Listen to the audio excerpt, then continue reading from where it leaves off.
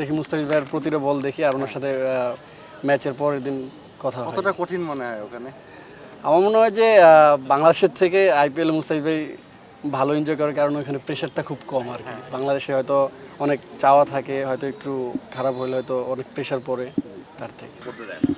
না উনি তো কন্টিনিউ পারফর্ম করছে, লাস্ট খালি দু একটা ম্যাচ হয়তো ওরকম আশার অনুরূপ করতে পারে নাই। বাট প্রেশার বলতে সবার চাওয়াটা একটু বেশি থাকে, কারণ উনি তো লাস্ট কয়েকটা বছর খুব ভালো পারফরমেন্স করতেছিল।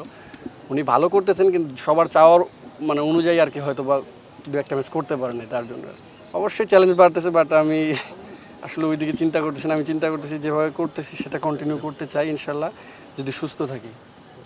আসলে ভালো খেলতেছে, বাট আমার মনে হয় সব পেসাররাই ভালো করতেছে, বাট এক্সেপশনাল বাহাতিরা একটু বেশি ভালো করতেছে। আপনারা দেখতেই পাচ্ছিলেন অনেক গরম, বাট আমাদের ওইভাবেই খেলতে হবে গরমের মধ্যে, যেহেতু খেলাটা চলতেছে।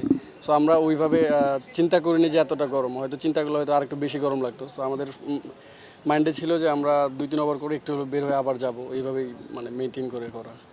অবশ্যই আমি স্যার আমাকে বলছিল তুমি যদি রেস্ট চাও তো রেস্ট নিতে পারো। তো আমি বলছিলাম স্যার ঈদের পরে যেহেতু খেলা নাই, সো আমার দু একটা ম্যাচ খেললে হয়তো ভালো, ফিটনেসটা আরও ভালো থাকবে, তো আমি খেলতে চাই।